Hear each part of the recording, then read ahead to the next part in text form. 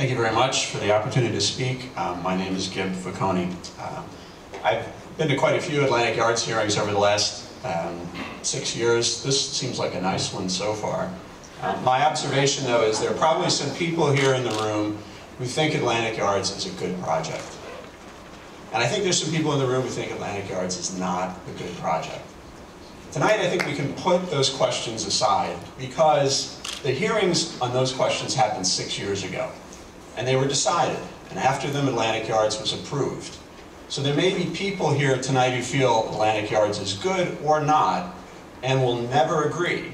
But tonight, we don't have to talk about that. Tonight, we have an opportunity to talk about something I think we will all agree on. And that is how long this project should take to get built. When the project was approved in 2006, it was supposed to take 10 years. In 2009, the ESDC approved changes to the project that had the effect of extending it to 25 years. And that is the reason we're here tonight. Because they tried to conceal those changes from the public, they lost a lawsuit, and this SEIS was ordered by the state Supreme Court. So, if you like Atlantic Yards because it offers jobs and the promise of affordable housing, would you rather see the jobs and affordable housing in 10 years or in 25 years? If you don't like Atlantic Yards because you're concerned about some of the construction impacts we just heard about, some of the open space impacts, do you want to endure those for 10 years or for 25 years? That's really the question for tonight. And I think there's some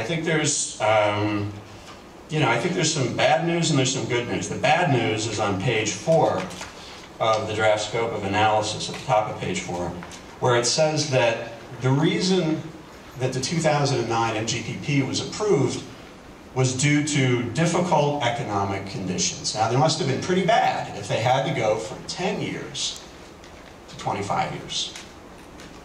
And so that's not so good.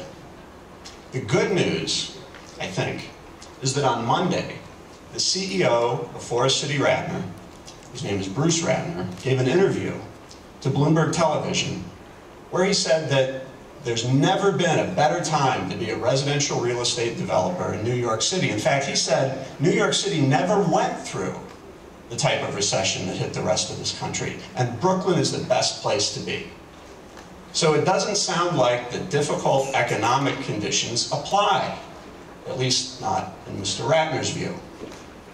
And since on page 2 of the draft scope of analysis, the court order is quoted, and it says that this project was remanded to the ESDC, quote, to conduct further environmental review proceedings pursuant to SECRA in connection with the SEIS, including a public hearing if required by SECRA, and further findings on whether to approve the MGPP for phase 2 of the project.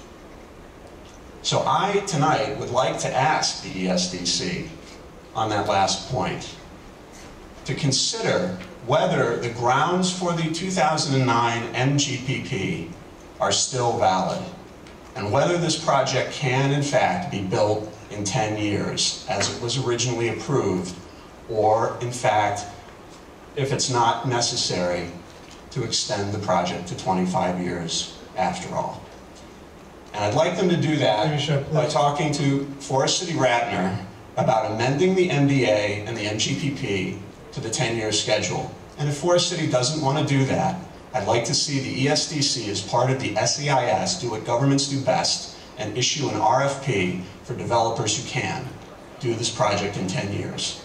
Brooklyn has never had more development going on. Mr. Veconi, it's right now, and it's time for us to see if the project can get done as approved. Thank you.